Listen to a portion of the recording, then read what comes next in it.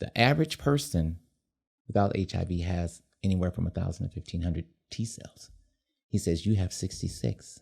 What that means is you have full-blown AIDS. At that time, they didn't know where it came from, right? The media constantly was pushing that it was the gay community that was causing this disease.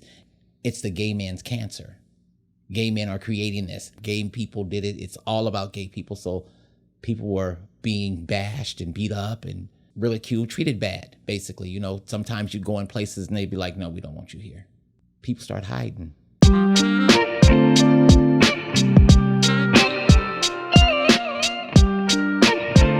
Stay tuned, stay curious. Enculturation Podcast. Mama Stacey, welcome back to the show. Really glad to have you here. It's been a long time coming. We got a lot to talk about, so thank you so much for being open to the show once again. Well, thank you for having me, and I'm honored to be here. Since our last hangout, I'm grateful, and some things have happened, and I'm open to sharing my heart with your audience. Yeah, I am going to advise our listeners this is going to be an emotional episode, so strap in and just listen with an open heart. Yeah, this is my truth, mine's. I lived it, and I'm living it. So let's do it. I wanted to continue where we left off last time, which is last time we definitely focused heavily on Vogue, right? And this time, let's take a step out of that into the broader African-American gay scene, right? Yes. Yeah. So I believe that one of the pressing issues, or possibly still is the HIV pandemic. Yes. Yeah. So could you tell me about like how you first became aware of that and what was your experience like? I was probably 19. It was 1981, and the AIDS crisis hit the news, and everyone was afraid, not only in the African American community, in the community as a whole, and people were dying left and right. And this disease was being blamed on gay men. It was gay men, gay men, gay men. So everything in the news and the media was focused on the gay community dying and people being sick from this disease, and families turning their back on their loved ones because everyone was afraid. No one knew what this disease was about. It was hard. It was very hard. It's hard to deal with. Would you say that added another level of segregation amongst the communities, not only internally, but also how the community is viewed externally as well? Yes, there was not only segregation, there was racism that was also pushed, because now as a gay person, nobody wants you to eat after them. Nobody wanted you to touch them. Nobody wanted you to be around. Like, there was an incident where back in the day where if you got in a swimming pool, people didn't want to get in the pool after you because they felt like no one knew how this disease was passed and how it was transmitted and how. So it was basically, oh, if you gay, you got it, and everybody wanted to stay away from you. You know, you were toxic, basically, you know. It was hard. It was hard for our community because we were just trying to love each other and try to understand what was going on, you know. And it was, I don't know if I can use this word, but it was fucked up. It was fucked up for us to be ostracized and pushed away, you know. I was one of the lucky ones to have a family that loved me and supported me in what I did, and no one ever pushed me out or turned their back on me. But I seen it happen to people I knew, you know, and that was hard. It was hard to see. What are some examples that you've seen that treatment do to people within the gay community? Not receiving treatment or getting treatment? How were, so when people were ostracized, like what did you see that effect do to the community? It band us together. It band us together in a way that we had to support each other and be there for each other because we didn't have anybody else fighting for us. So we had to demand that we get the care that we need. And during that time, There was our white counterparts were getting all the medications and all the things that they needed, but the African American community was treated differently. We didn't get the things that we needed. It was really hard to see people dying. Like, people would have lesions on their skin and their bodies would change. They would lose weight rapidly and they would just get sick and die. And nobody knew why they were dying. And there was no medication. There was no medication there to help us. And a lot of times people were like, not knowing is better than knowing. Because if you find out that you have it, then you're going to die instantly. Like, all of a sudden you're just going to get sick and you're going to die. This is the mindset of people, and this is the mindset that I had as well. I was like, oh my God, I'm going to die. I'm going to get this disease and I'm going to die. So I never wanted to get tested because people were dropping like flies, like this, just gone. And that shit was scary. That was scary.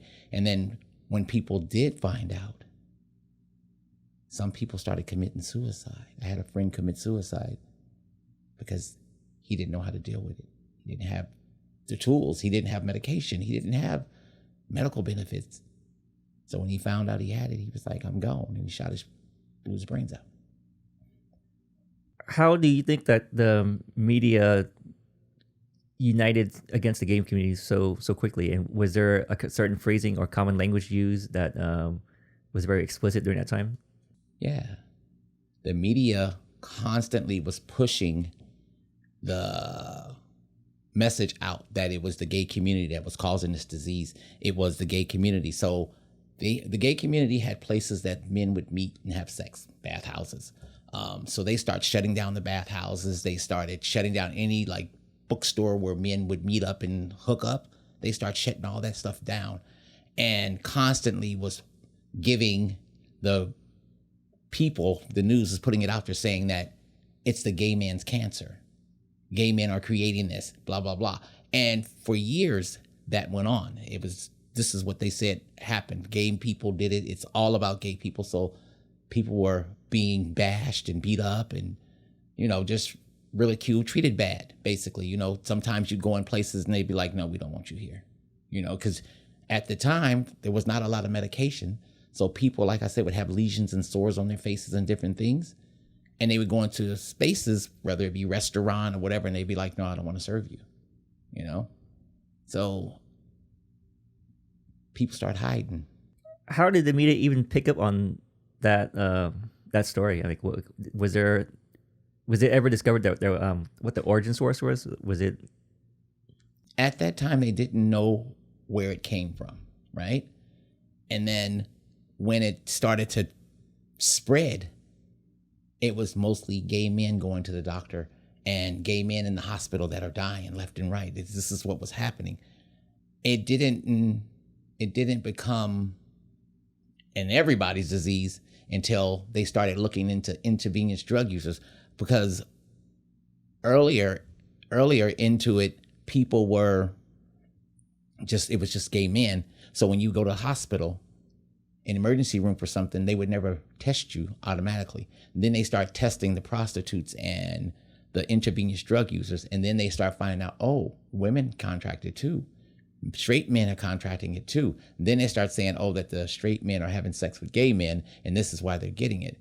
But no, they're getting it because this disease is transferred through sex. And at first they didn't know that. They didn't know how it was transferred. But then they found out that it's transferred through sex.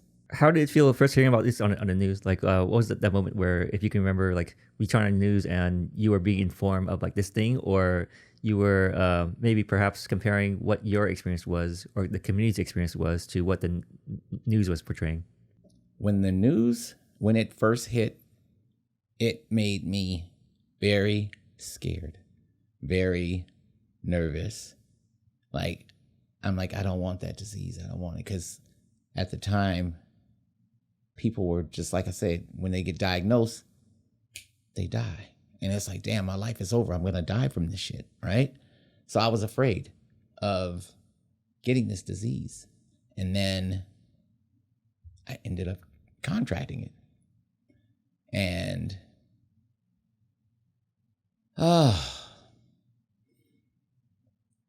I remember, if I'm really talking about how I contracted this disease, I can kind of pinpoint it in my mind, right? Because when you drink, your inhibitions, your walls come down.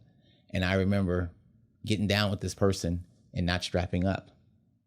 And later on, a couple of months later, I was at work and I passed out at work and went to the hospital, and they diagnosed me with walking pneumonia, right? I never had taken an HIV test, and they diagnosed me with walking pneumonia. They gave me medication. I went home and I was good, right? So in my mind, there's that saying again, not knowing is better than knowing, right? This is my mindset then. And went on living my life for years, not knowing, but never wanting to take that test because I was afraid of what it might come back positive. So I never wanted to take it. And I never took it. And fast forward to me out in my addiction, doing whatever the fuck I was doing out there. I lived my life, and I still never took the test. I didn't find out until I got sober. And I remember I wanted to get life insurance, and I was banking with Washington Mutual, and I had them, I filled out some papers to get life insurance, and this man came to my house and he drew my blood. And he drew my blood, he left, and for months I didn't hear from him, and I didn't hear anything. And then one day I came home from school because I was studying to get my GED. I came home from school and I went to my job. I was managing the theater at Metreon, and I came home and there was a registered pink slip in my mailbox to go get a registered letter. And I go to get this registered letter, and I opened the letter, and I don't know if you watched cartoons, but back in the day, it felt like the words would shift. And when the word shifted, only thing I could see was HIV. And at that moment, I was like, holy shit. I said, I can either deal with this or I can go get high and kill myself faster. And called my doctor, made an appointment, went in, he tested me, came back. And back then you used to have to wait 2 weeks to get the results. And it came back positive. And the doctor told me, my doctor's name was Dr. Leong. I can give his name if he's my doctor. But he says to me, he goes, Stacey, you have 66 T cells. The average person without HIV has anywhere from 1,000 to 1,500 T cells. He says, you have 66. What that means is you have full-blown AIDS. Okay? And we need to get you on some medication. And he asked me if I wanted to get on meds, and I said, yeah. And I'm sorry. And he got on medication, and he put me on these medications, and I started taking the medication. I know I kind of went off topic, but I started taking this medication, and I noticed that my energy was drained. Like when I had to get ready, if I had to be at work at 5, I had to start getting ready at 1 because I had no energy. And I didn't understand what was happening to me. But I noticed that my hands started to turn dark, like black, and my nails got black, and my face and skin got very pasty. And one night I came home from work, and there was this show on Coffee TV 20 called AIDS Update. And this person called in and was talking to the doctor, and the doctor was like, what are your symptoms? And the guy told him, he says, yeah, my hands are black, my nails are black. And I'm looking at my hands and my nails at the same time as I'm hearing this on the TV. And I'm like, oh my God. And the man says that he's on AZT. Now, AZT was one of the first drugs that came out to help people with HIV, right? And I was on this medication, and the doctor says, oh, you're on AZT, you need to have your doctor take you off of that, because that drug acts differently in African American people than it does in Caucasians or Asians or Latin people. You need to get off of that medication. So I immediately called my doctor the next day and told him what I had saw, and he got me off of that medication, and he put me on some different medication. Now, here's the kicker though. Back then, you had a list of medications, protease inhibitors and nukes. So what they would do is they would give you one protease inhibitor and one nuke, right? To make a combination drug for you. And if that drug didn't work, then they could take another pill from here and another pill from here and make a combination for you and see if that will help you.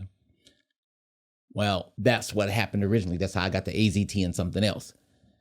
And when I seen that, he's like, okay, we're going to change it. So my doctor decided that he would try something that hadn't been tried, because back then, everything was a trial. They were testing to see if different things would work. What would attack this virus that's killing people?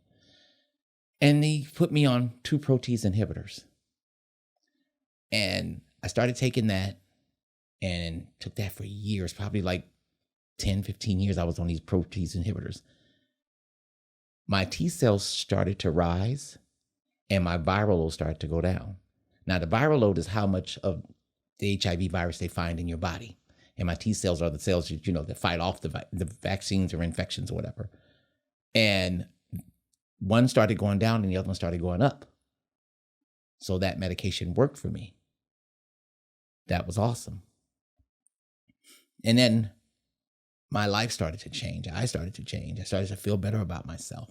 But in the process of all of that happening, there was still a downside to the medications, because back then the medication caused this thing called face wasting. And what happens is the fat in your face leaves your body and deposits somewhere else off your face. And so sometimes you'll see gay men with a big stomach, and that's from the HIV medications, because back then the medications caused those type of side effects, fat redepositing in your body in different places. So if someone had a thin-looking face but a chubby-looking body, that might be one sign of what they're going through. Okay, it could be. Like I say, the fat leaves your face and redeposits somewhere else on your body, whether it be your stomach or your neck. That's what was happening.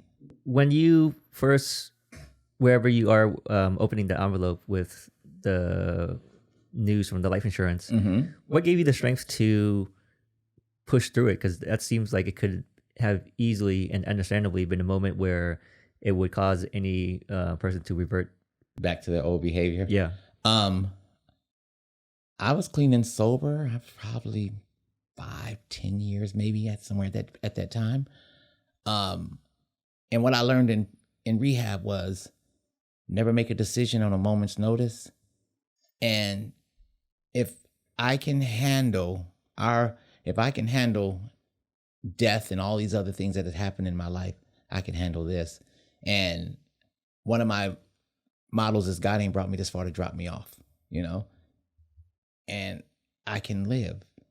But it was devastating. I remember having to call my sister and tell her. That was the only time I cried. I didn't cry when I saw the diagnosis. I didn't cry when the doctor told me. I cried when I told my sister. My sister helped raise me because my mom died when I was 11. So when I told my sister, and that was the only time I cried. And the rest of the time I was like, okay, I'm finna fight this. We got this. We can do this. And my mentality was, I can grow. I'm gonna be okay. I'm a child of the Most High. So let's talk more about the medications from the side effects to AZT. Did you see your peers go through the same process, like get the same side effects? Was your experience common, or like did you know anyone else that was going through these side effects? Yes, lots of people, especially diarrhea and loss of appetite, and people, like I say, the whole face wasting thing, but mostly the hands turning black and the nails turning black. That was like really common, especially in the African American community. If you were on AZT, if that medication was in your medication, one of your combinations, then yeah. So the medications didn't start changing till the late 90s, when they started getting better research, I guess, or I don't know how they make medication, but the things started to change, whole combination. Yeah, we still have combinations, but they're put into one pill. I used to take anywhere from 14 to 15 pills a day. Wow. And that was just HIV medication. I'm not even talking about, aspirins or anything, or vitamins. This was all HIV medications, like combinations of things trying to keep you alive, Yeah, I'm not saying this is the same thing, but the only way I can try to visualize what happened back then is what happened during the pandemic with COVID being associated to Chinese people, and then there's like xenophobia being spread out, and then people being abused unjustifiably so. So during this timeline, as more of the science came out, it's like, yeah, it's not just a gay man's virus, all right? Even though the science changed, did the perception change? So now the gay community wasn't being ostracized anymore. Was that still remaining even though the science changed? Yeah, it still was the same. It didn't really start changing until, I would say, the late 90s, early 2000s, where it was being transmitted. You had Ryan White die from a blood transfusion. You had these people, you had women that are passing it on, who are intravenous drug users to their kids, and recently they started medications, like they could give the pregnant woman AZT so she wouldn't pass it on to her baby. So, but it was still not as much, but it was still passed on as, that's a gay disease. Or you've been messing around with gay men. That's why you got this disease. Or, you on the down low, the DL, and you messing with gay men and you bringing it home to your woman, but it's not that. So what about the movements within the community during that time, and as the science changed? Was there an uptick in more people wanting to get tested, or was that idea of, you know what, I don't want to know, I'm going to keep on going? Was that how prevalent was that? Was there a turnaround point? There was a point where people started to go get tested, and people wanted to know their status, so they wouldn't end up in a situation, and there was also those people who didn't want to know. I'm only using me as an example. I didn't want to know, because in my mind, not knowing was better than knowing. But had one thing that was happening, though, the whole not knowing better than knowing, is people started to find out when it was too late, when the disease had already ravaged their kidneys and their livers and so on and so forth. Then they go to the doctor, and the doctor's like, oh, we can only give you something to keep you comfortable because we can't bounce you back. So back then, if you were diagnosed, like when my doctor said I had 66 T cells and I was diagnosed with full-blown AIDS, that's what was happening to a lot of us in that community, because we didn't know. Now, I don't know if it was the drugs that kept me alive before, when I was in my addiction, or was it God that kept me going? What kept this disease from not taking me when it took so many of my friends and took them fast? So help me understand the magnitude of having 60 or 66 T cells out of what you said is like 1,000, right? Yeah. So that sounds very low to me in my eyes, right? Yes. Is that like extreme levels? Yes. Okay. Anybody under 200 T cells is diagnosed with full-blown AIDS, right? And I don't know how or why I wasn't sick. I wasn't losing weight. I was going to work every day. I was going to the gym. I was doing all these things. But in my addiction, I wasn't doing any of that. I was just smoking dope all day, and eating potato chips and bullshit for dinner, But I don't know why. I just think that there was something I had to do, or have to do, is why I was still here. But I also believe that God didn't let me find out till I was able to handle it. I honestly believe that with my whole heart. Is that because had I found out that I was positive or I had HIV, which same thing, while I was in my addiction, I would have kept going. I would have been like, well, I'm gonna die anyway, so let's just keep it going, but he didn't let me find out till I was able to handle it, because they say that God won't put no more on you than you can handle. And I think that's why I didn't find out until I could handle it. Yeah, that's a very powerful perspective, because originally when you were telling me about the day that you got the letter from the insurance, it sounds like a terrible experience, right? But in hindsight, you found out at the right time in order to then get tested and in order to turn this whole situation around. Right. It was a hum of a dinger. It was deep. I remember that day so clearly. What did it feel like seeing people in the community pass away? And especially, I'm sure at some point you attended funerals and so. Yes. Yeah. I had a really good friend who passed away. I was in my addiction, and me and another friend was going to go see him, and he was living out in San Joaquin Valley area, and we were going to go see him. And I was like, yeah, I'm gonna go. And then I started partying and getting high, and my friend called me and said, I'm on my way to come get you. And I'm like, I can't go because I was caught up in my addiction. And I didn't tell him what I was doing. I just kept saying, I can't go. I'll go next time. And then my friend passed, and I carried guilt and shame for a long time because I didn't get to see him and tell him that I loved him, and he was one of my dear friends, somebody I came out with when I was very young, and he taught me the ropes, and I still carry him, and I wear him like a badge of honor today in my heart, because if it wasn't for him, I couldn't be the person I am, And another really good friend of mine, I was able to be there for him even though I was in my addiction. I had him come stay with me, and we didn't know that he was even, because he wouldn't take the test. So we never knew that he had. But when I talk about the lesions on people's bodies, this boy had lesions all over his body and his head. It was horrible to watch him die. And he was young. He was like 29. He was young. He had his whole life ahead of him. And it was horrible to watch him die. But I was there for him to the best of my ability, He stayed with me for a while, then he went back to his grandmother's, and I would go over there and cut his hair, and I was just trying to do all I could do, and we never found out until after he died that he had died from AIDS. How difficult or how accessible was it to get the test? Back then you could just go to the hospital and get tested, right? But then, was there like a long line or a big cost associated? There was cost. You had to have medical benefits. But then they started doing free HIV testing, right? Because they wanted to find out where people were. But still, that mentality around the community was not knowing is better than knowing. Because if you saw me and I didn't look well, or I looked like I lost some weight, then the girls would be pointing fingers. And when I say the girls, I'm talking about the children, the gay children. They would be pointing their finger. Oh, girl, she's sick. Oh, she got the bug. Oh, she got the virus. And when you do stuff like that, people don't want to get tested. People don't want to be around or to be associated with this disease.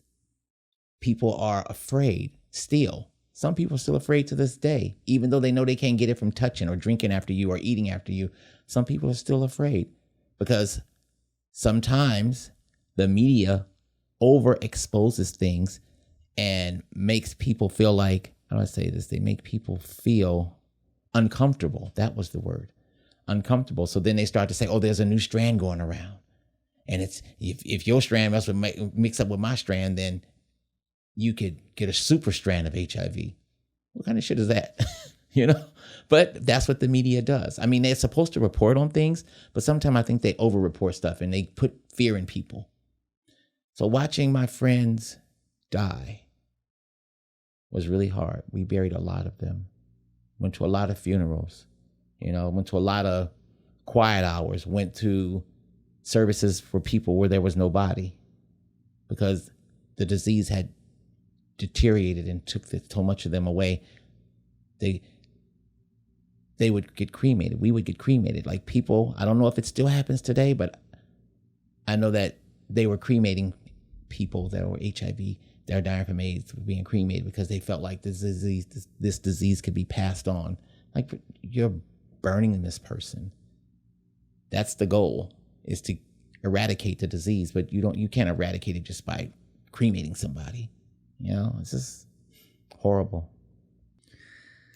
Would you say that the treatment of each other within the community, at some point, was it distinct from the outsiders, or did it become worse, or like how was that like? Because you just mentioned that people inside the community were pointing fingers and victim shaming, victim blaming. Mm-hmm. They were, and sometimes it still happens. People point the finger. For me to sit down and be open to doing this, putting myself out there, I'm doing this for a reason. And the reason is for peace within myself, and to educate my community, not just the gay community, just the community as a whole, to make people aware that this disease is still out there, and we have to get educated, but we also have to get uncomfortable to become comfortable, right? So this is an uncomfortable situation, but it has to be done. Somebody has to do it. So why not me? Is this what I'm supposed to do? I think so. Yeah, thank you for being here.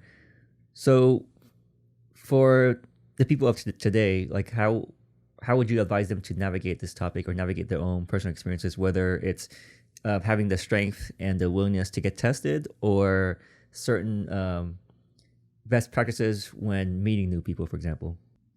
So I don't think you need to meet somebody and automatically say, I'm HIV positive. I don't think you need to say that. Hi, by the way, my name's Ted and I'm HIV positive. No, you don't need to do that. I think that what you need to do is you meet people just like we meet people, whether it be on the dance floor, at the club, or whatever. We meet people, we share with them, we get to know them, and we keep it moving. But I think that there are so many ways to get tested today, and that's the cool thing about this thing now, is that you can go anywhere and say, I want to take an HIV test, and there's free testing everywhere. And it's anonymous, and you don't have to tell anybody, right? And I think that that's really powerful for the community as a whole, that people can just walk into a place and be like, my name's Bob, and I want to get tested. And you get tested, and then if you find out that you are, there are so many new medications out there. There's injectables, there's freaking combination therapy. When I think about how it was in the beginning when I was taking 10, 15 pills, you know how many pills I take for HIV today? One pill. Because they've made a combination into one pill. So 3 medications are in one pill now. That's so much easier. And that new medication doesn't cause what was being caused in the 80s, in the early 90s, the face wasting. There's this stuff called Sculptra. And every 2 years I get these injections in my face, because around my face right here is where the fat has left my face, right? And I don't know where it redeposited because I'm skinny as shit, but this is my situation from HIV, is I had the face wasting around my face, and now the medications doesn't cause that. So that's a good thing. But for people who are, recently diagnosed, they don't have to worry about it. So it's not as obvious. People don't notice. And most people don't notice this until I point it out. Like, oh, I didn't even know that was up. But that's what that's from. So I think that there is a lot of ways to empower yourself. And it's to practice safe sex. It's to have a partner. Have one partner. Don't have 5 partners, Or if you do have 5 partners, know where these 5 partners have been before you decide to get down with them. But I think it's also important to protect yourself. Ask questions. There's no shame in asking a question. Yeah, I was curious about AIDS, because I believe Magic Johnson had AIDS, right? He was diagnosed. Yeah, like what was his timeline like in comparison to the African American gay community, and did his story or his highlight in the media have any impact for you guys? You know what? When Magic Johnson was diagnosed with HIV, and it was really big news because the whole community, not just the gays, the blacks, the whites, everybody was talking about Magic Johnson because he was a public figure. Yeah. Right? Arthur Ashe, public figure, who also, Freddie Mercury and all these different people who have died from this disease. It was kind of like, mainstream does get it. Straight people do get it. It's not just a gay disease, but so many people's like, oh, Magic Johnson don't have it. Look how good he look. You know why Magic Johnson look good? Because Magic Johnson got a bunch of money and he got some good doctors and he's got good medication. And I'm sure he's not taking the same medication I'm taking. Not to say that, how do I say this? It's not just the medication. It's the chefs and all this good stuff that he got to keep him healthy, When Magic Johnson got diagnosed, I think they already had combination therapy, which means the therapy that the medication, because when I look at him, I don't see any face wasting, but I do see a larger stomach on him. It doesn't look like the larger stomach you see from the 80s when men had a really big stomach and they look like they're pregnant. It's not that stomach, but he does have a big stomach. Who knows? But there was a lot of speculation. People trying to say, oh yeah, he was sleeping with this, he was sleeping with that. Nobody know who he was sleeping with. They weren't in the room with him. But I'm not glad that he has the disease, but I'm glad that he has become an advocate for people who are living with this disease. He has, especially in the African American community, he has opened up clinics and places where people can go get tested for free and medication. I was a recipient of one of those places where I needed to go and I would get my he made sure that people could go get medication for free. So he has done his work as far as somebody that's helping out in the community. So I'm grateful for him. Because a lot of people, oh, well, I got mine. I'm not worried about them. No, he opened up clinics where people can go get tested and get free medication and get food and all these different things. So grateful to him.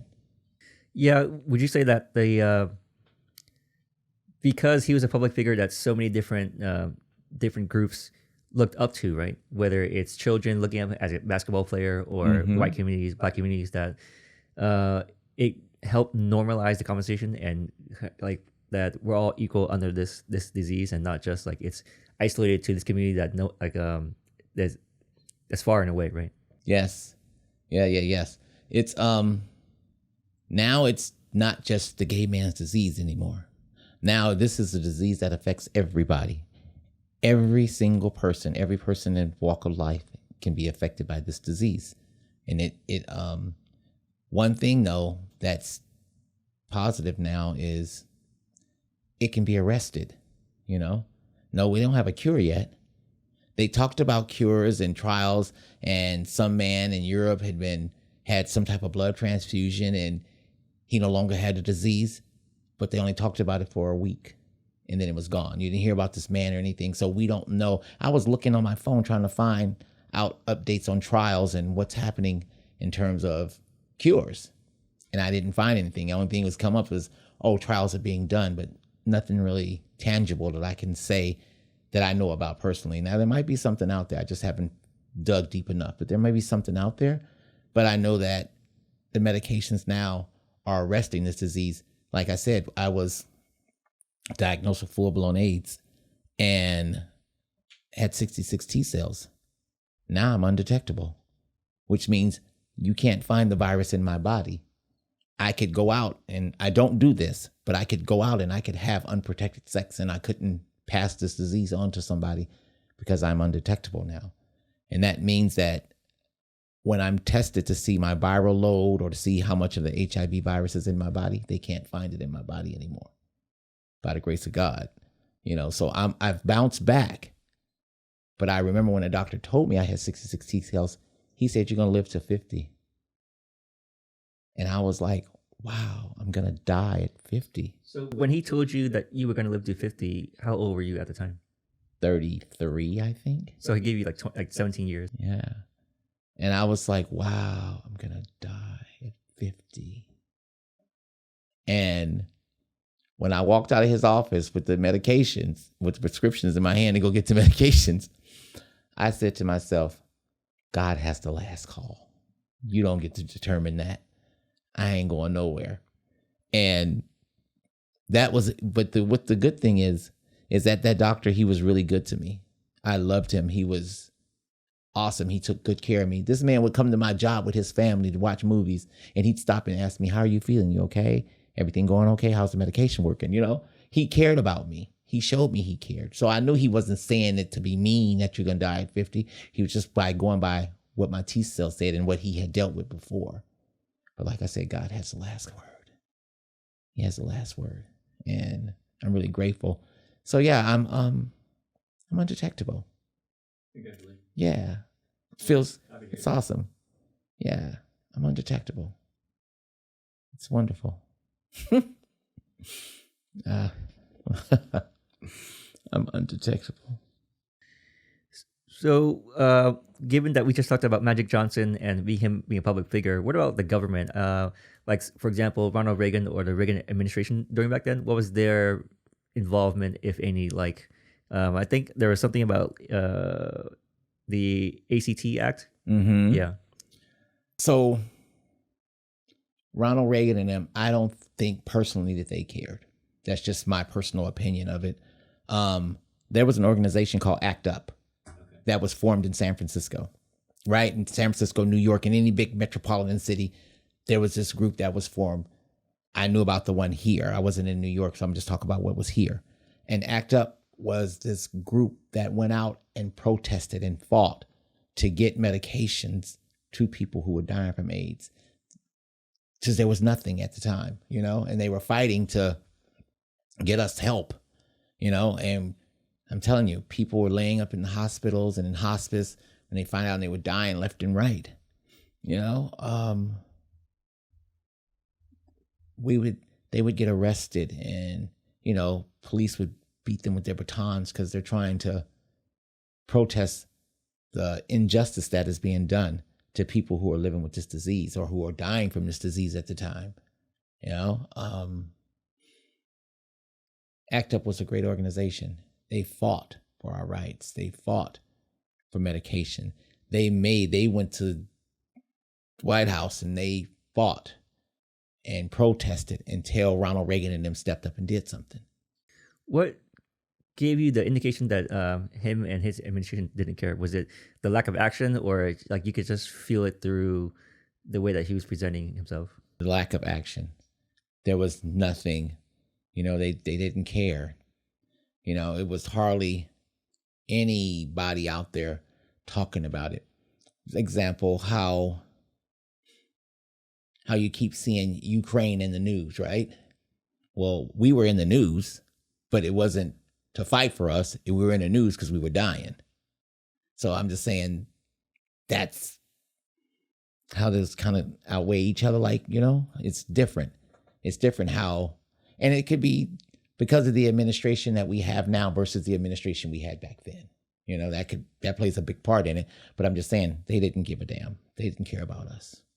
What was ACT UP, or what was the ACT able to compel the Reagan administration to do? So the whole thing, when, like I said, there was nothing. And then with ACT UP, they started creating havoc. Basically, word's probably not a good word. Havoc's not a good word.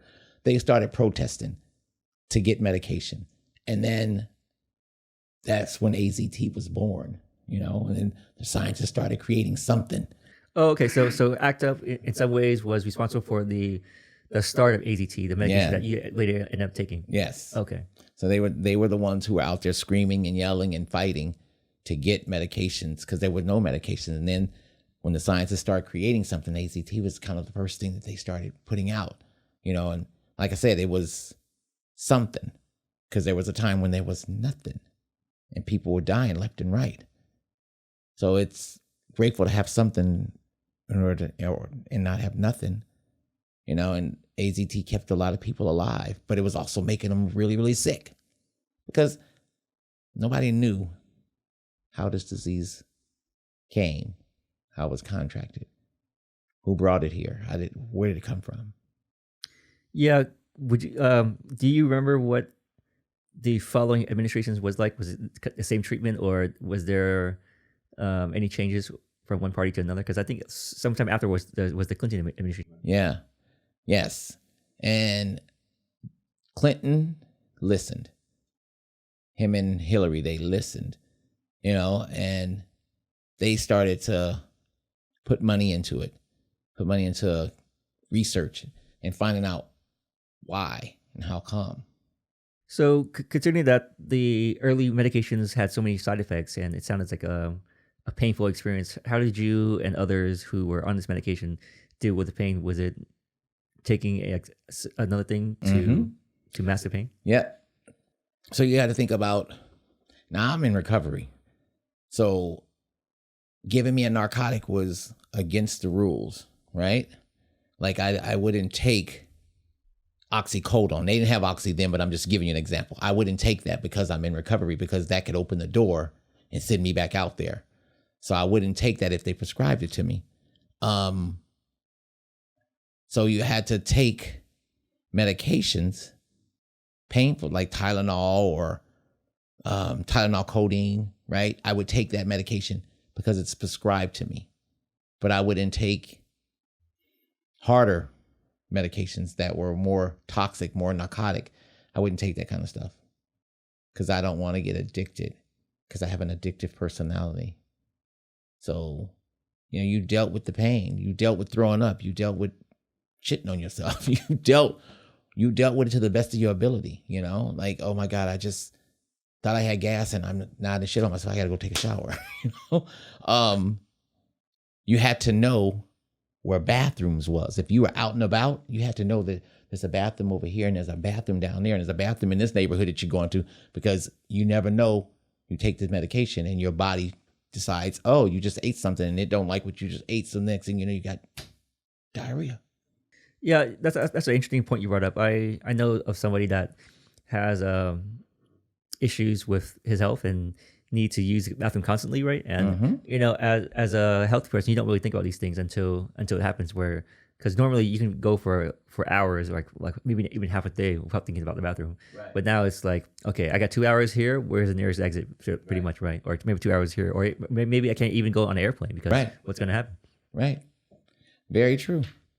Very, very true. I just used to sit with myself and think about, okay, I'm going over here. What did I eat? Am I going to throw up? Am I going to have the chills? Is this going to happen? Different things, different things happen. What about things like cannabis? Was it common to take cannabis?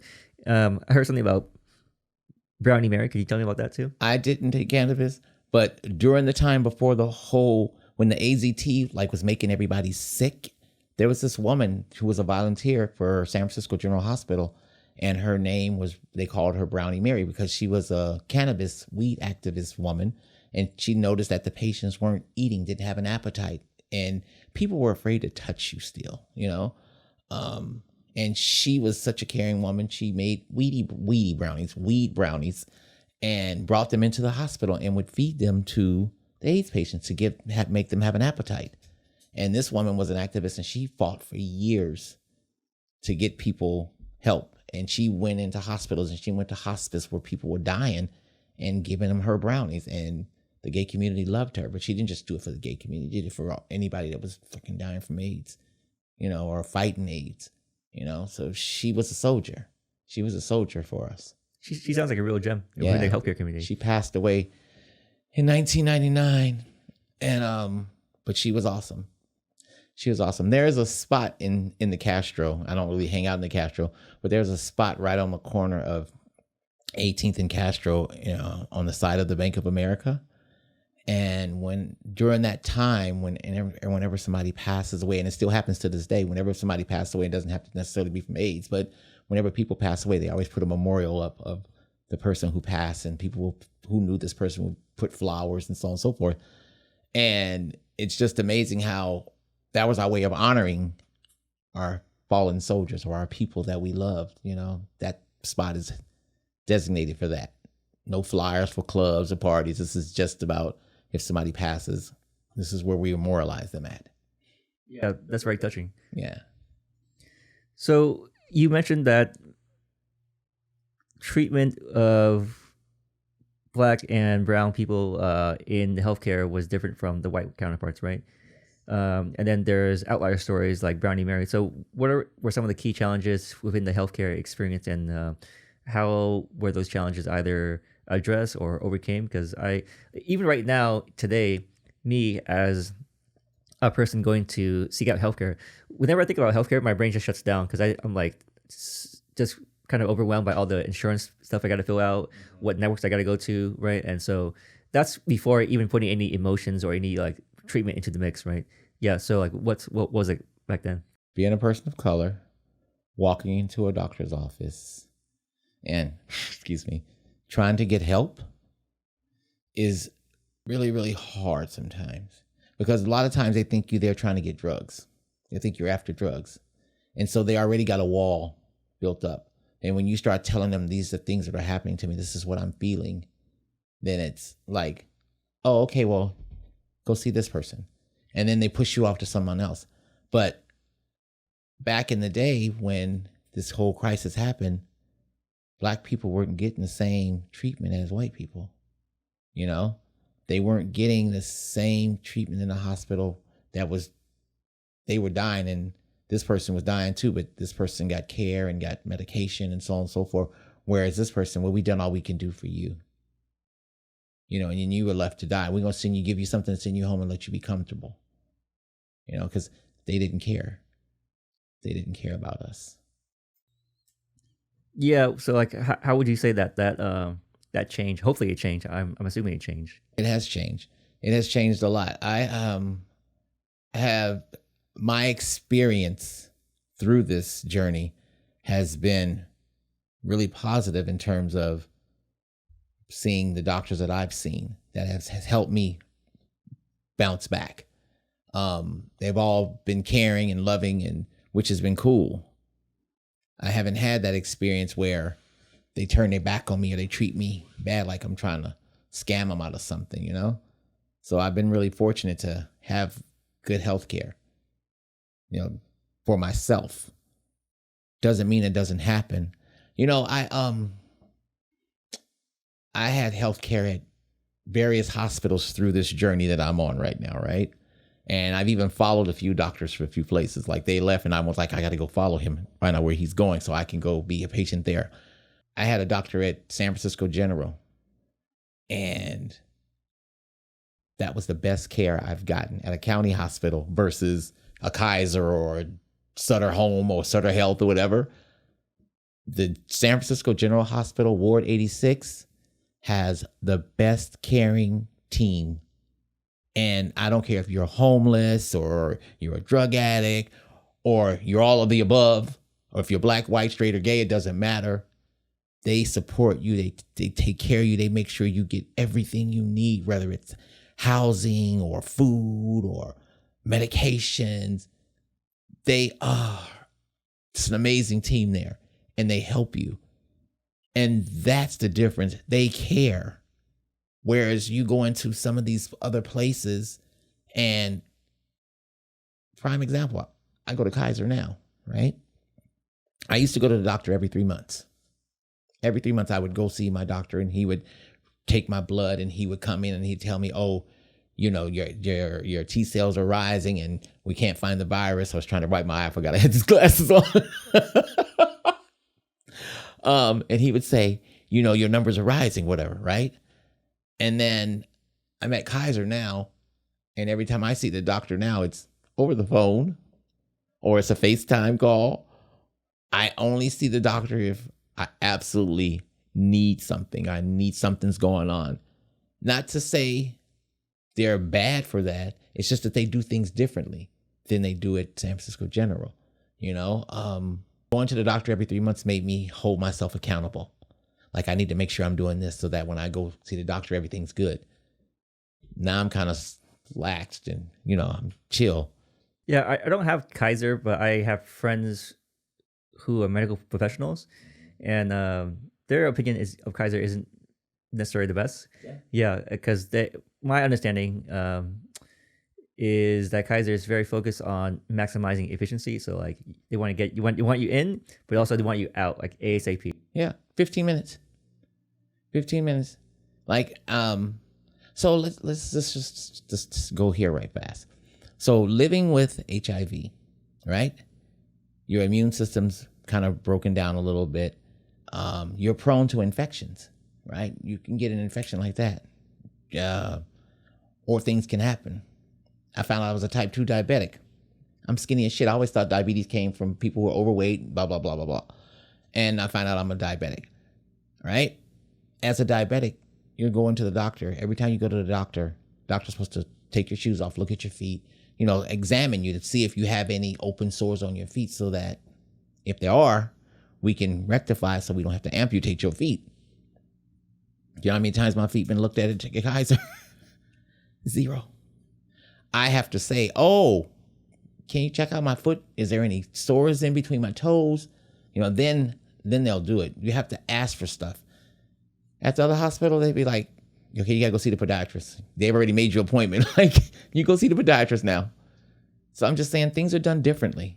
Yeah, personally, I don't know how someone can have a complete assessment of anything, really. So let's say not even a human body, right? Which has, like people can change so many things, right? Let's say if a mechanic look at my car for 15 minutes, I'm like, you didn't look at anything really, Right. You can barely tell the tire is in 15 minutes. Right. Much less the rest of the car and all these other engine parts, right? Right. So let's talk about like the advocacy or activism within the community. As then till now, as all this stuff is happening amongst like so many other issues, right? Were there any type of support groups or leaders that rose up to unite the community or spread positive impact? Back in the day, there was, when all this was happening, there were lots of support groups. Because we didn't have anybody. We didn't have places to go, Luckily, there was the AIDS Foundation. There was in San Francisco. We had the BBE, which is Black Brothers Esteem. So we had these groups that we could go and get support and talk to people about living with this disease. I think that it was also a lot of relying on each other, especially if you found out you were positive. Like I say, I didn't find out till I got sober. So I didn't know anything about these groups back in the day. I heard of them, but I didn't go to them because I didn't have that disease. What are you talking about? And like I say, you had that thing where people looked down on you or, girl, she's sick. Oh, Miss Thing, she got the virus, girl. Miss Thing over there, she's sick, girl. You see her? Uh-huh. And all of a sudden, she gone. See, girl, I told you she was sick, girl. And that was so wrong for people to do to each other, instead of wrapping your arms around this person and trying to be there for that person. We all needed support, but we didn't know how to support each other, and yeah, it sounds like victim shaming, right? Because you're not you, but like, whoever that person is putting all the responsibility and blame on this person. Oh, they chose this or they let this in or whatever else happened. It's funny though, and not funny and ha-ha, but funny in the sense of the very people that was pointing fingers are the very people who are not here because of this disease, because they didn't want to know, because that not knowing is better than knowing mentality is stupidity. It's stupidity. I was stupid. I don't know if I would still be here had I found out earlier. Or did I just find out when I was supposed to find out, right? But I think about the people that I was running with back then, and a lot of those people aren't here. And a lot of those people were the very people that was saying and pointing fingers and, and I was just like, wow, they're not here, but they died. They're gone, Your story is very symbolic now that I get to hear it, because you signed up for life insurance. Yeah. And literally, it could have been anything else, but it was life insurance, right? and from there your life turned around through hard work, obviously. But but that moment of getting life insurance, it gave you the news, you took action upon it, and then your action kind of became your own life insurance. Yeah. Robin Roberts, that's my girl. I watch her on Good Morning America, and she has this saying that she said her mother would always say, "Make your mess your message." So I think it's important to speak about these things so that somebody else don't have to go through what I'm going through.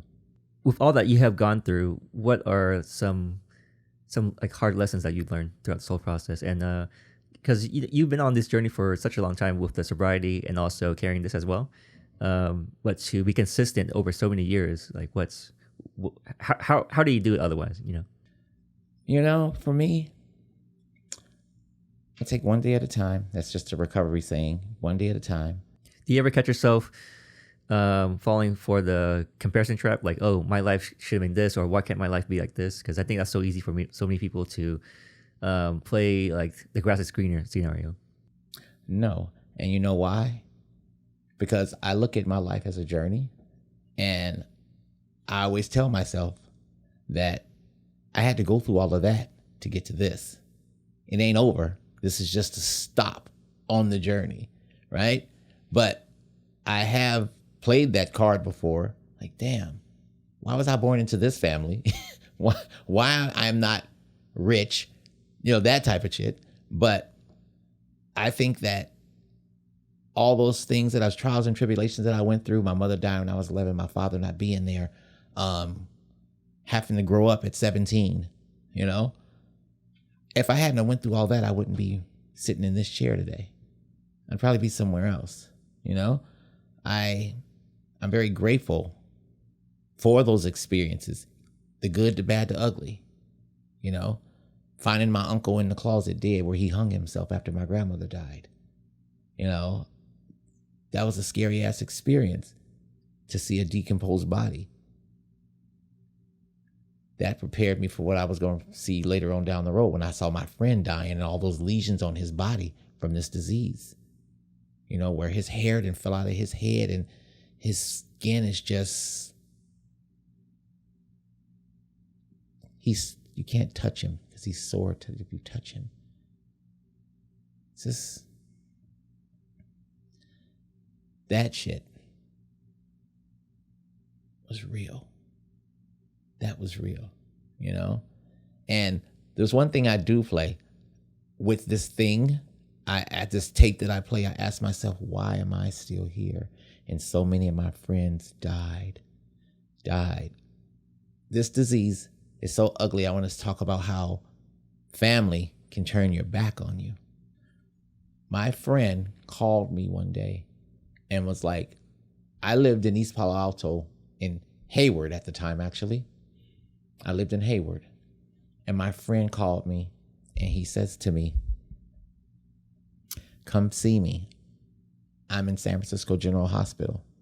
I didn't even have a car at the time. So I had to call somebody to see if I could borrow their car so I could go see my friend, because his mother had 5150'd him and put him in the psych ward because he had HIV, because he had AIDS, and said that he was crazy and talking about tearing up her house and blah, blah, blah, whatever was going on. Wait, so let me make sure I understand you right. So he had AIDS and he wasn't physically threatening to his family, but his mom called him, yes, saying he's doing all these things in order to get him away from her, yes, because of the disease. Yes. Okay. And 5150'd him, right? Because he was living in her house. And she said that he's being erratic and crazy and blah, blah, blah, and called 911. They came and got him and they 5150'd him. And she's like, I don't want him back here. And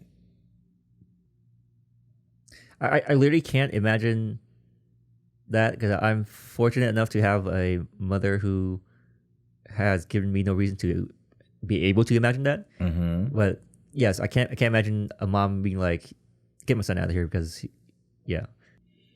You'd be surprised what people do and how they react to this disease. So yeah, she 5150'd him.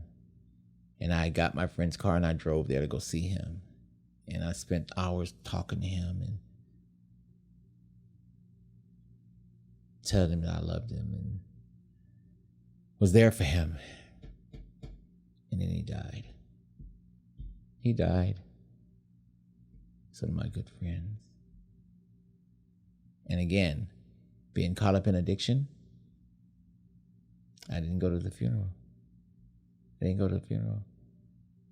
I carried shame and guilt around it for a long time. And I made peace with it when I got sober. I made peace with it. How did you make peace with it? Prayed about it, wrote about it, talked to him. But he was always my cheerleader. Like, he loved me and I loved him, and he knew that.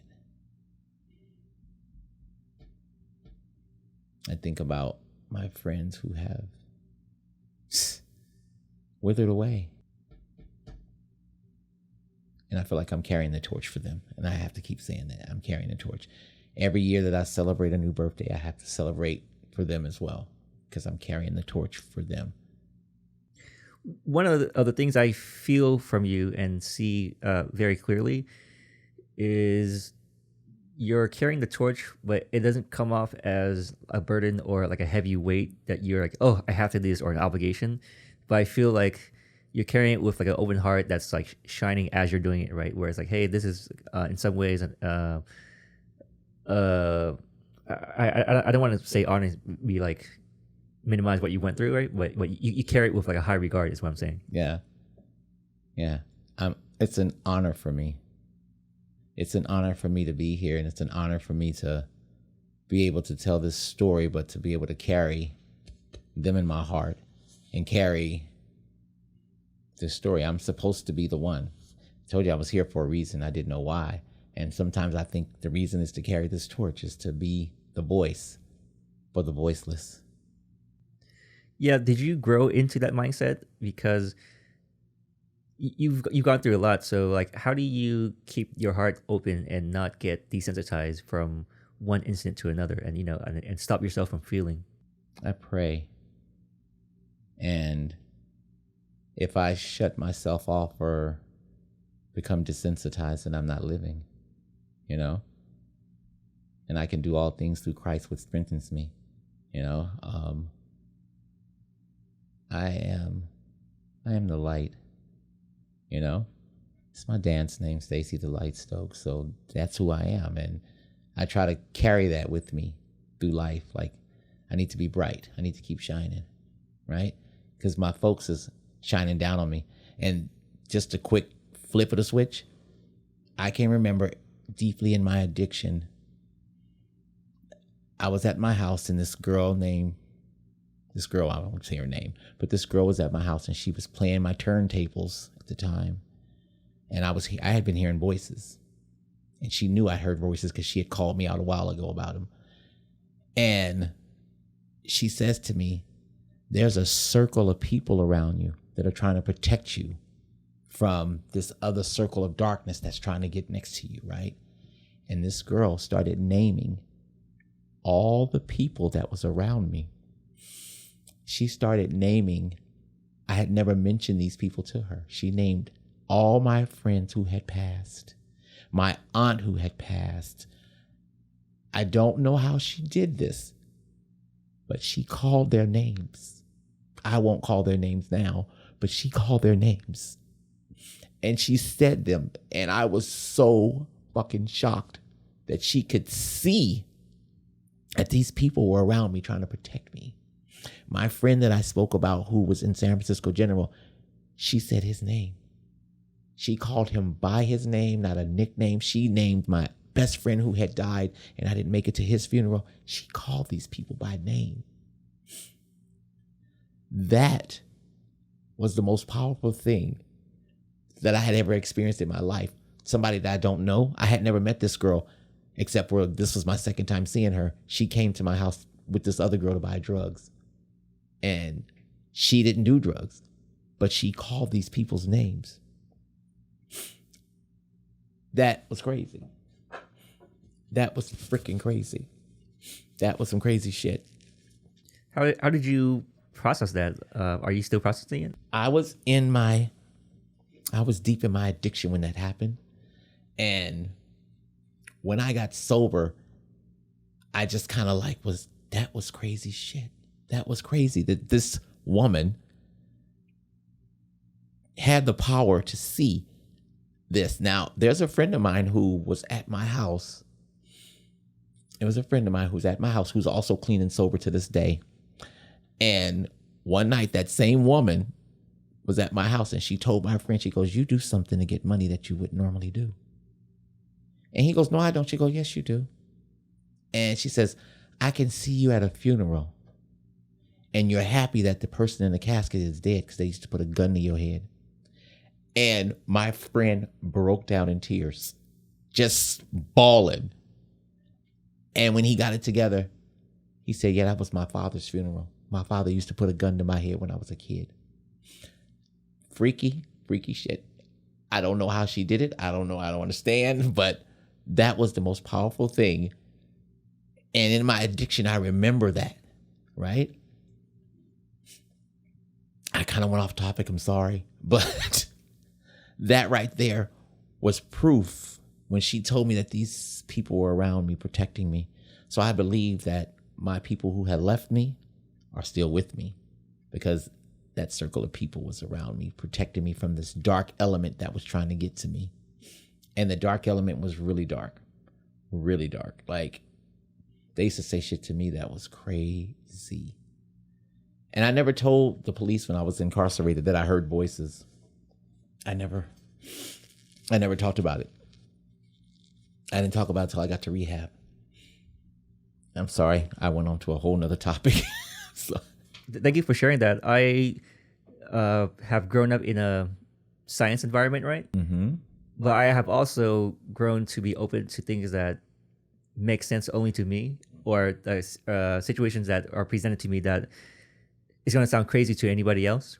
So I welcome your story, and it reminds me of a time when I was also in my lowest. But so I was at this 24-hour fitness working out. It was like a Monday or Tuesday in 2018, right? October of 2018, Monday or Tuesday. And I had a ton of bills, no job, no income, no way to pay for my bills, $200 in the bank account. And I was like, all right, my mental health is obviously not going well, and I don't have a way forward, right? And so I worked out a lot in order to feel like I have one thing I can control, and one thing I feel like, okay, I'm actually improving in this area of my life, even though nothing else is, you know? And then, so I went to work out at 24-hour fitness, and afterwards, I went next door to buy some bananas. You know, getting some potassium to relax myself after the work. You'll see in a second how the story like relates to what you just talked about. Okay. Yeah. And so I'm in my car, I'm about to pull out, and this dude appears right at my window, right? He starts talking to me about me, and he's saying stuff, and 99 out of 100 times I would just drive off and like not give that person any mind, right? But then I was already like my lowest. I knew I had no job, so there's nothing for me to lose, right? So I roll my window down, and he starts telling me about me in a general sense. And then my interest is piqued, so somehow I found out. I got out of the car and I'm listening to him. And then at the beginning of a conversation, he hands me a piece of paper, right? He hands me a piece of paper. It's all crumpled up. He says, "Put in your pocket." I was like, all right, I'm going to put it in my pocket. Then he asks me 4 open-ended questions. He says, "Tell me a person you're thinking about. Tell me a number you're thinking about, any number. Pick a number, any number. Tell me a color that you're thinking about, or what's your favorite color, right? And what do you want in life?" So I gave him particular answers, and then as I'm answering it, right, he says, "Get that piece of paper out from earlier. Now read it." It's exactly what I answered. Really? Yeah. And I was like, what in the fuck just happened? You know? So had he said, "Hey, are you thinking about this person? Pick a number between 1 to 10, or is your favorite color blue?" Then I can see how like he's suggesting that to me. But he said, "Tell me a person you're thinking about." I could name like anybody out there, right? Tell me like pick a number, any number. I could have said 10 million or something like that, right? But I picked certain numbers, and and a certain color. I even picked the color that most people I know would not pick, which is maroon. Mm-hmm. And on the thing it said maroon. Wow. Yeah, I'm like, nobody ever, like, no one gives a crap about maroon. Right. Right. Yeah. And so that was a weird moment for me. I was like, all right, this is like no one's gonna believe me that that's happened right now. So when I heard your story, it reminded me of that, where like someone that you don't know just told you something, and you're like, there's no way this person could have like figured all this out. Right. Yeah. No way. Because I never mentioned any of those people. She called my aunt's name by her nickname. Her name was Helen. We called her Minnie. She said Minnie. I'm looking at this woman. How the hell do you know? How do you know this? Minnie seems like, say if I were to like just guess on someone's aunt name, I wouldn't guess their aunt be called Minnie, because Minnie is more like your niece or someone that's like more like below you in some ways, right? But not an aunt though. Right. So she did pick it. She called it. Yeah. So like in that moment and afterwards, like how did you process that story? Did it kind of change your worldview? Where you got like, okay, God sent me this person, and you know what? I never thought about it because I was in my addiction still. I was dealing drugs. I was doing my thing. I was like, this is some weird shit, but okay. But I'm still hearing these voices in my head, right? And I'm like, okay, whatever. And the voices would tell me, come downstairs, we're going to whoop your ass. And I would go downstairs to fight them. And my friends would be like, you know ain't nobody down there. I'm like, I have to go for myself. I have to see. And I would go down there. And it'd be nobody down there. And the voices would be like, go back upstairs, motherfucker. You know anybody down here. But I would never walk down the street. Even though I heard the voices, I would never walk down the street and scream. You know, you see some people with schizophrenia screaming and yelling in the streets. I wouldn't do that. I would just hold it in and wait till I get in the house. And then I would scream and yell, motherfucker, I'm going to kill you. You know, or I'm going to come downstairs and fight you. So with addiction or schizophrenia or not, or even just like your average day, right, when you're in a good state, how did you learn to hear your own voice? Because I think as anyone nowadays, it's so easy to mistaken someone else's like desire or voice in us as our own voice, right? And not actually what we want. So how did you learn to like, you know what, that's actually not my voice, even though I hear it. And how did you learn to hear your own voice? So when I was hearing the voices, right, the voices were a lot more, how can I say this, dominant and mean. And they were like thugs. They were like black people. The voices were like black people that I grew up in the streets. So they'd be like, motherfucker, I'm gonna whoop your ass. Come downstairs, right? That wasn't my voice. That was psychosis happening, but it was very real to me. Like I'm sitting here talking to you and looking at you. That's how real it was. That's how clear it was, right? So it was very real for me. But hearing my own voice and knowing who I am, it took a lot of work. It took a lot of work of standing in the mirror and talking to myself and telling myself that I'm positive, that I'm lovable, that I'm strong, that I'm handsome or I'm beautiful and I'm fabulous and all these things that I tell myself, because what I believe about me is what you see. And if I don't believe it, you ain't gonna see it. So I have to tell myself good things about me in order for me to push good things out of me, right? And that's what keeps me on this path. You know, that's what keeps my light shining, is me patting myself on the back when there's nobody else around to do it for me. I have to be my own biggest cheerleader. Nobody else is going to do it for me. Yeah. Have you ever considered being a speaker within the community on today's topic, HIV, for example? I have thought about sharing your voice, you know? I have thought about speaking. I did speak at this event called, remember I was trying to talk to you last time and I was trying to remember the name of that place? It was called Listen for a Change, where the guy wanted me to sell tickets for him. And I'm just like, I'm your speaker. Why am I selling tickets for you? Right? But anywho, I did speak to them one time. And then after that, when they asked me to start selling tickets, I was like, I'm not doing that. I'm not selling tickets for you. I'm sorry. However, yes, I wanted to be, when I first got sober, I wanted to be a counselor. I wanted to help people. And then I decided I need to figure out another way to help people. You know, I need to figure out a way to help people. And it's not about making money. It's really about giving back what was given to me, you know? Yeah. Would you say that because the medication has advanced, and I would assume that the risks are minimized, that is there any part where people can easily take it for granted and not take it as seriously as it once was, where it was life-threatening when there was no medication before? Mm-hmm.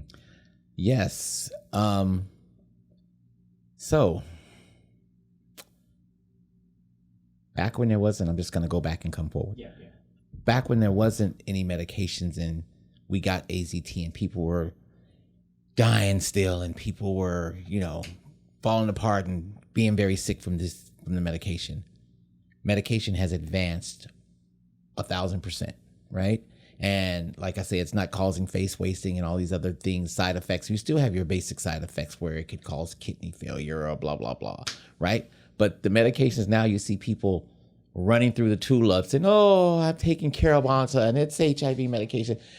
And, they're feeling themselves and everything is groovy. We're living our best lives, There are medications out there, for instance, PrEP, okay? PrEP is a freaking regular HIV medication that normal people who have HIV take. Well, PrEP is also being marketed to people who is a preventive drug for people so they don't get HIV, right? Which is fine. I'm grateful for that. What I'm not grateful for is that people are taking PrEP thinking that it's the end all. Oh, if I take this, I could never get HIV, so I can bear back and I can have free sex and I can do this and I can do that. No, darling. It's still out there. Not only is HIV out there, but there's syphilis, there's gonorrhea, there's all these things out there that can still hurt you. I'm not asking you not to go out and have sex and have fun, but protect yourself. Be responsible. Even if you are on PrEP, you should still strap up. So you're saying don't mistaken a support for immunity. Right. Don't. And don't think that just because you're young that you can't get it. It's still out there, honey. It's still out there. And it's alive, well, and kicking. And people think, I've heard people say it, I'm on PrEP, it's fine. I have met people online. And I met this guy online one time. I'll quickly tell this story. I met this guy online. We're chatting back and forth, sending messages, talking, blah, blah, blah. And we're talking about hooking up. And the guy's like, yeah, I just want you to come over. We're going to hook it up, blah, blah, blah, blah, blah. I ain't going to go deep into detail to hook up. But finally, I'm like, all right, yeah, I'm going to come over. So I get to the guy's house. And he was a young guy. He was like 22, 23 years old. Get to his house. He comes out. He gets in my car. He goes, you ready to go? I said, before we go, let's talk right fast. And I said, listen, me and you are online. We chatting back and forth. We talking about hooking up and all the things you want to do to me and all the things I want to do to you. I said, but you never once asked about my status. You never asked me if I was HIV positive, or you never asked any of those questions. I said, listen, if you're going to be online hooking up with people, you need to ask those questions. Protect yourself. I said, and just so you know, I'm HIV positive. And he goes, really? And I go, yeah. And I go, I don't want to have sex with you, but I just want you to know that. I said, you need to start asking people. Do you know what the guy did? He cussed me out and called me, you black motherfucker. You. He went off on me, right? I was like, okay. Probably a year later, I saw him again. And he goes, can we hook up now? Because I'm HIV positive too. You didn't get the message, sir. You didn't get the message. You didn't hear the lesson in this. I was trying to protect you from getting this disease, and you went out and you got the disease because you didn't listen. So I'm just saying, young community, straight, black, gay, doesn't matter. White, doesn't matter. Strap the fuck up. Okay? And just because you on PrEP does not mean you are 100% protected. Protect yourself some more. That's all I'm saying. PrEP is a beautiful thing. And I'm glad that it's there. But it's also one tool. There's other tools. There's condoms. There's abstinence. There's one partner. Yeah, that's all. Yeah, what other advice would you have for the new generation, given that story that you had? I'm going to assume it's represents the new generation. Yeah. Ask questions. Don't be afraid. If you're going to be on these dating apps and dating people I'm not telling nobody not to have fun, because I had my fun when I was young and beautiful. Well, I'm still beautiful. See? No. But I'm saying, ask questions. Protect yourself. You have to protect you. Nobody else is going to protect you. Because I could have been one of those people who just want to go out and sleep with somebody and don't even care and don't tell them, right? I don't do that. I met so there's this thing called breeding, okay?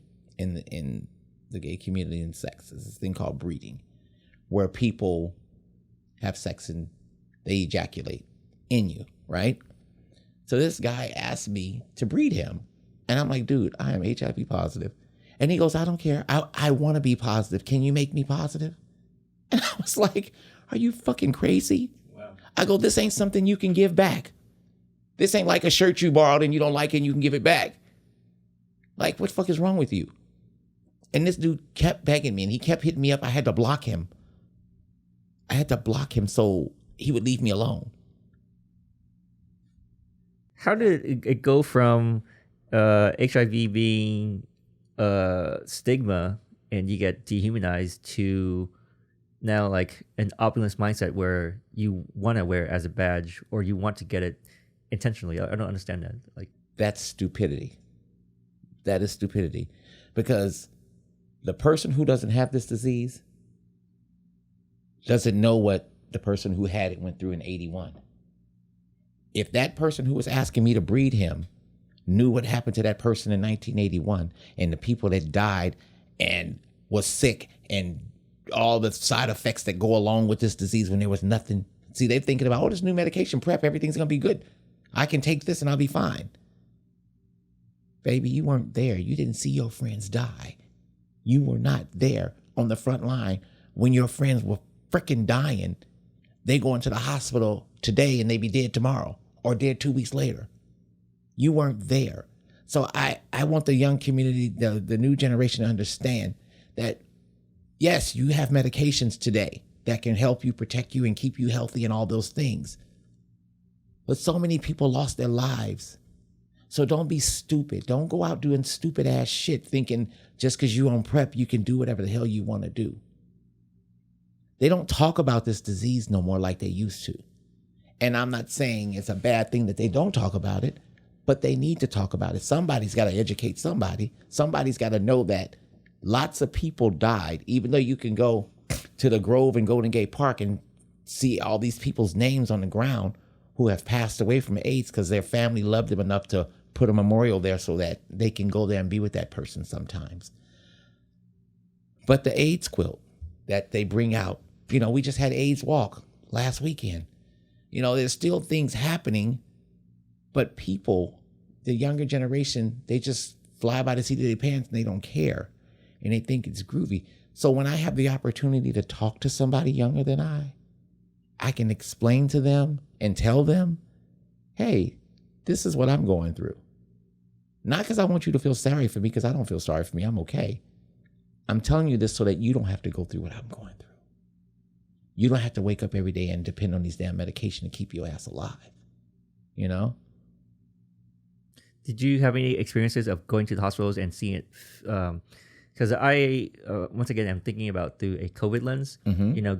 I wasn't in the hospitals, but like seeing the footage of the amount of patients in the hospitals. Did you have any either experiences yourself or see that in the news or in the whatever outlets that hospitals were full of HIV patients? Yeah, lots of them. And myself being in the hospital, I was there for a week and a half, but it was due to another infection that was caught on by HIV and AIDS, but laying up, laying up in the hospital, when you're laying in that hospital and you're all alone by yourself and you don't have nobody coming to visit you, it's a really lonely feeling because the only person there is you and your thoughts, and you're laying in that bed and they're constantly coming in, sticking you with needles, and they got gloves on because they're afraid to touch you or, at that time. Even the way the hospitals are designed, I feel like it's not made to like intentionally, but the way that it looks, it just makes people feel lonely because it's cold, it's sterile, there's like no life there. I get why they do it. It's probably for medical purposes, but it's just like, do I want to be in this bed with curtains that surround me like I'm in a petri dish, pretty much, right? Yeah. Then you just also think about people, like somebody going to visit you, and you laying up in the bed, and you got sores all on your body, and you're weak. Seeing somebody that is laying there, and you know that they're about to pass, and you got to tell them I love you, because you might not get to tell them tomorrow. That thing hurts. Then you leave there and you're like, oh my God. You get the call the next day that he's gone or she's gone. And you're just like, damn, he was 25. Damn, he was 32. Damn, he was 39. Damn, he was 19. He gone. He's fucking gone. He's gone. There's nothing you can do about it. He's fucking gone. That shit's crazy. That shit is fucking crazy. This is why it's important for the young generation to understand that this disease is not gone. It's there. It's still here. PrEP ain't the end all. It's a good tool. Don't get me wrong. But a better tool is strapping the fuck up too. Stop all this fucking careless bareback sex and I don't know. It's just horrible. It's horrible that we have to go through this. Yeah, I don't mean to put a number on it in order to make it like about math, but if you could have put a number on the amount of friends or people you knew that were affected or passed away, because I think having that personal number would help communicate the magnitude that it was back then. I can't count in my head and just say, oh, it was 200 people, I can just tell you that there was a lot of people. And a lot of people have suffered. A lot of people are still suffering. There was so many of us. We would see, I remember we would be at the club back in the day. We would be out, and there was these two clubs that we would go to. Bellinopolis was here, and Caples was down there. And we would go back if the music was good here, we would stay there. And if music was tired there, we'd go down to the other club back and forth. And it would be lots of us. And all of a sudden you notice that person's gone. And then this person's gone. And even though you didn't talk to that person's gone too. But you knew you used to seeing that face, and all of a sudden that face is gone. And this face is gone. And that face is gone. But then as these people are leaving and disappearing and dying or moving away because they got really sick and they died at home with their families, because some of their families accepted them back when they found out the disease, you could touch people now, and it wasn't a death sentence to them to touch somebody. We were wrapping our arms around each other and trying to support each other and checking on each other and trying to be there for each other. But the one thing, it goes back to people not knowing, that's what we hurt our community. We hurt our community with that mentality because we didn't want to deal with the shame and the guilt and the this and the that. But we hurt our community by not knowing. And that's what needs to happen. There needs to be more education. There needs to be people talking about it still, because it's still out there. And especially in my African American community, there's a lot of people that don't believe it can happen to them, or they still have the mentality of, I don't want to know. Well, I'm an advocate now for knowing, because I feel like if you know, they say if you know If you know better, you can do better. So if you know your status, you can do better. You can take care of yourself. You can, there's no more shame. There's no more death sentence with this. The only death sentence is not knowing and finding out too late when it's too late, when your kidneys is gone or your liver's gone, you know. Do you ever come across people who you knew back then when you were in the sick state and they've seen how you turn out now? Like, what's their perception like? And what is that like? The bounce back. I call it the bounce back. Yeah. Shit. The good thing about my whole situation is like I never really looked sick, or I never lost a bunch of weight. Like I said to you, my hands are turned black and all that. But when people that know me are close to me, they know like, damn, bitch, you fucking came all the way back. You bounced all, because I would share with my family and friends. Oh, bitch, they said I had 66 T cells, bitch. I'm gonna die at 50, you know? And they're like, bitch, you still here, you know? But this bounce back for me, because believe me, when the doctor said I was gonna die at 50, trust me, that was a little fear in me. I was afraid, but I also knew that God had the last word. So I wasn't that afraid, but still that sits in your head, you know, that negative self-talk. My bounce back, I was like, wow. So when I did pass 50, I was like, I'm still here. When I got to 52, I'm like, I'm still here, and so on and so forth. As those numbers kept climbing, I'm like, I'm still fucking here. I'm supposed to be 59 years old this year. I look 20, I know. I'm just playing. No, but I am so grateful. So grateful. But yeah, I think my sister is the one who knows the most. I always like share with her and tell her, this is what's happening. This is where I'm at. I always call her first and tell her things are happening. But the bounce back was amazing. The bounce back. Because when the first time I ever heard I was undetectable, I was like, what does that mean? What do you mean undetectable? And the doctor had to break it down for me. And he's like, listen, we can't find the virus in your body. The medications is working. Because trust me, after that happened, probably a year later, maybe 2, I called my doctor and I'm like, I'm tired of taking these damn pills. I'm tired of taking these pills. Can I just take a break from them? And he was like, no. He goes, because if that's what's working and you stop taking it, then you can't go back to that. You have to go to something else. And what if that something else doesn't work for you? So we can't run the risk of taking a break. You got to stay on it. Does it have any side effects like the other ones in the past has? No, not as bad.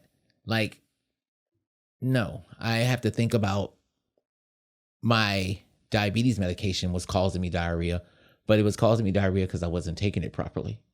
But other than that, no headaches. I haven't had, my kidneys have been checked. They check my kidneys when I go to the hospital, and my livers and everything is, all the numbers come back good still. So yeah, there's no crazy side effects like it was. No nausea. I haven't had any more face wasting, you know, but because the damage is already done, it doesn't rebuild itself. So I have to go get these injections every 2 years. Now the injections. Is it like Botox, or what is it it's, like? Sculptra is a filler like Botox. Okay. But it's called Sculptra. And the doctor injects it into your cheeks to make them fuller again, right? And I get like 30 shots, 15 on each side, little bitty pricks inside my face. The shit hurts like hell. So I'm usually, when I go get it done, I'm laying on the bed, my eyes closed, and I got music in my ears because that's the only way I can relax. And they do it. Yeah, if you don't mind me asking, you said your fingernails and your hands get black on a previous medication, right? AZT, yeah. Yeah, so considering that you're already black, how dark does your hands already actually get? Considering I'm black already? Yeah. I'm blacker than black. No, so... Are you talking like your sweater's black? Like dark charcoal gray, like really dark. Like my hands, like I open my hands, they pretty light. Yeah. My hands were dark. Like your actual hands, okay. Yeah, wow. This inside of here was dark, and then my nails were dark. Yeah.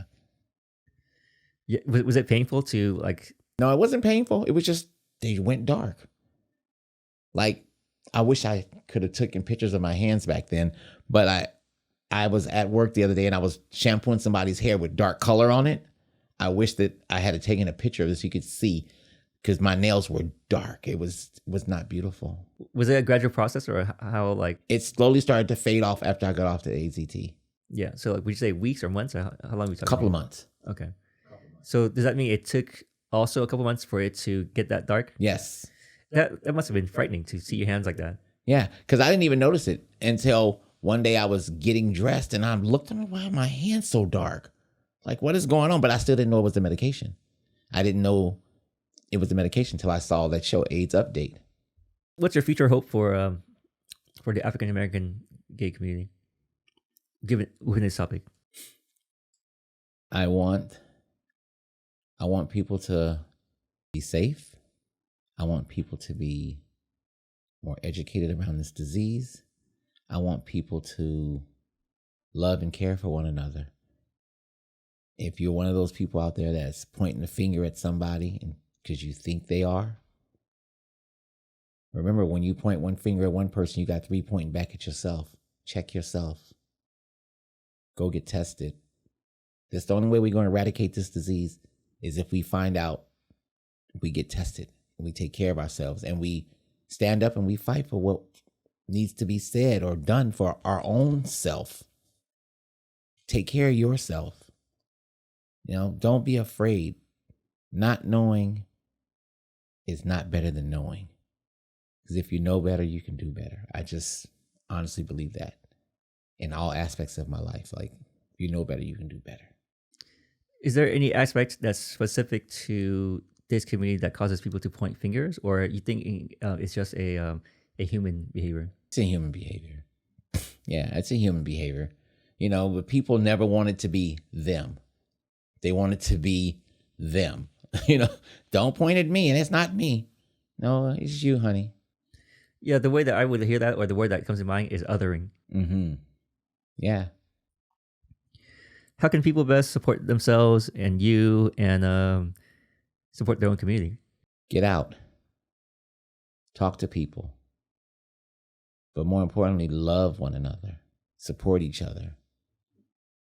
Don't think that you are doing any injustice to somebody because you're telling them who you are. Be honest about who you are. Because honesty is the best policy. Because if people are going to love you, they're going to love you regardless. How did you heal yourself throughout these this chapter? And how would you encourage others to find their own healing in this process? Do a lot of soul searching. But I read a lot of self-help books. So I'm always trying to make myself better. And my favorite book is The Power of Positive Thinking by Norman Vincent Peale.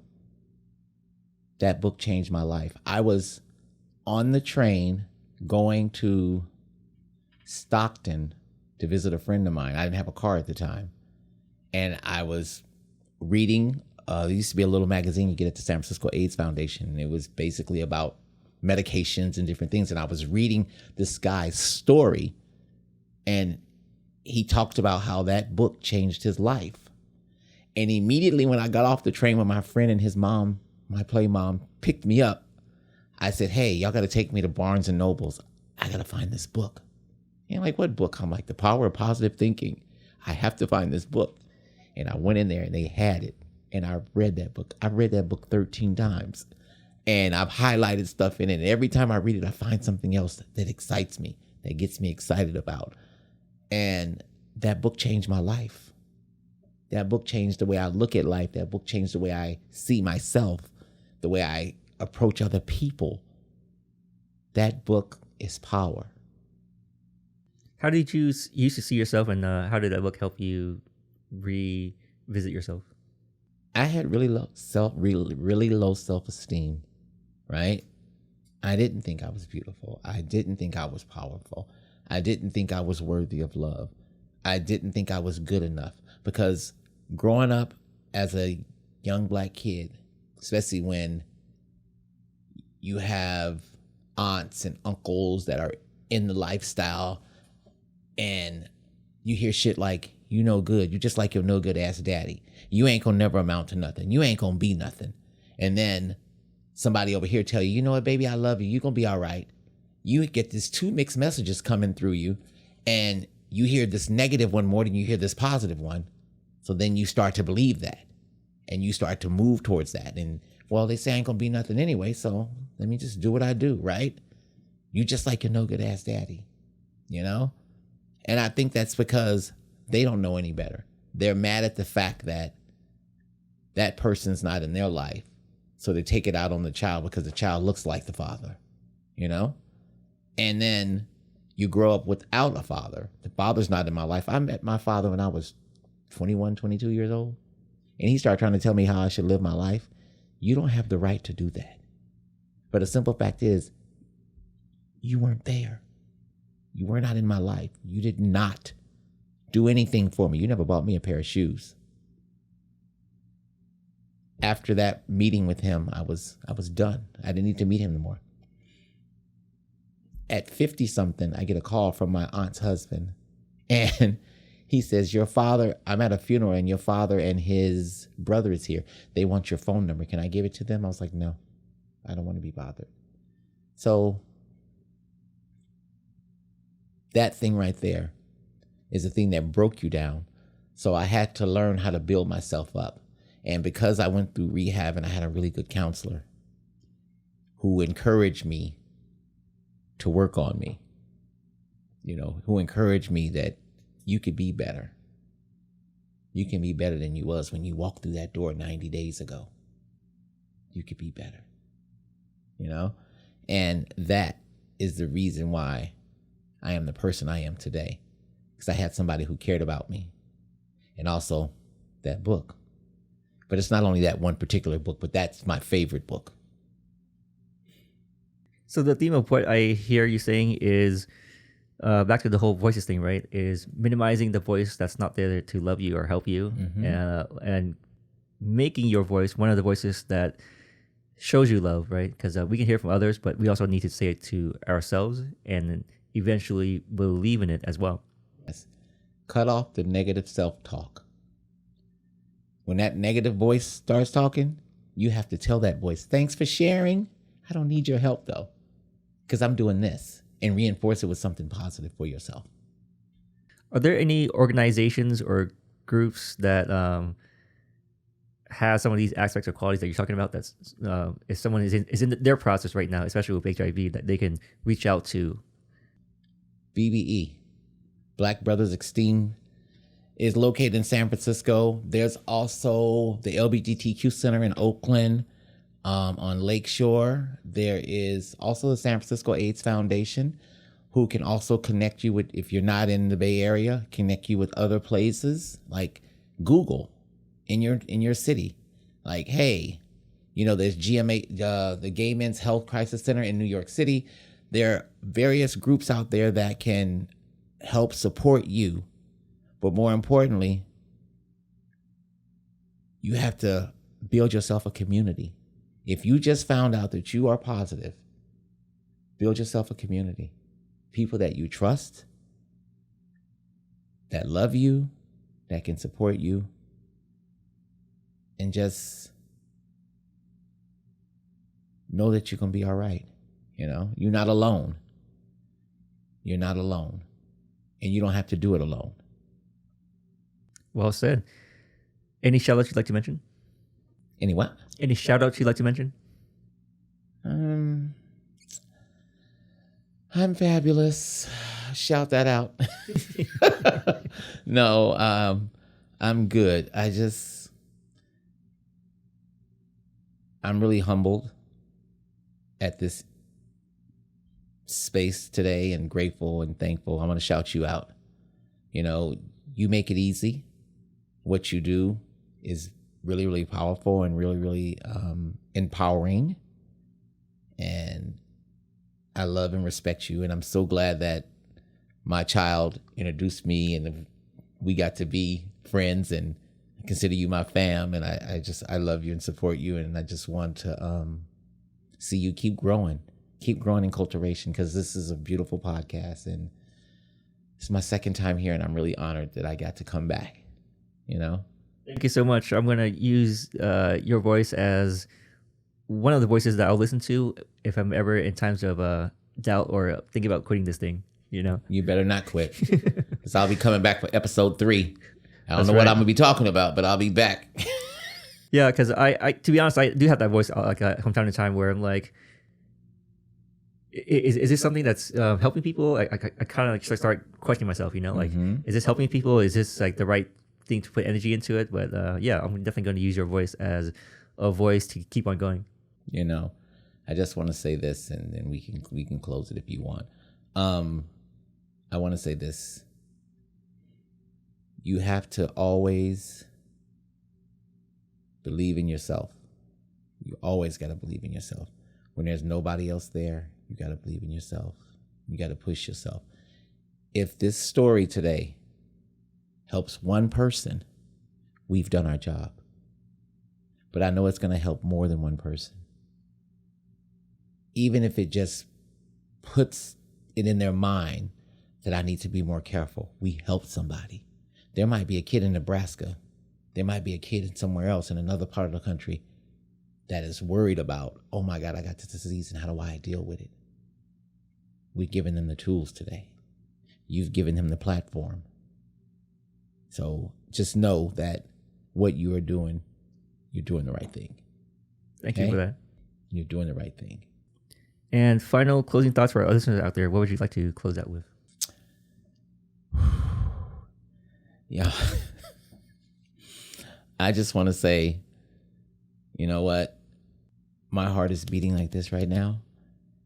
And before I decided to do this with you, this has been on my mind for months and months and months and months and months. And I kept second guessing myself. Is this something I want to do? What are people going to think? How am I going to be perceived? I'm putting all of my dirt in the streets, right? And then I came to a realization that, wait a minute, this is supposed to be done. This has to be done. Somebody has to be the messenger. I have to be the messenger. I have to be the messenger. I've walked the walk, and I got to talk the talk. So I had to make peace with putting this out here, though. I had to make peace with it. So I'm at peace now. So those are my final thoughts. I'm at peace. Yeah, I can only imagine the amount of strength it took to do this. And I can't wait for our listeners to dive in. And thank you so much for being so vulnerable, strong, loving, open, and just truthful, and just being a consistent source of inspiration.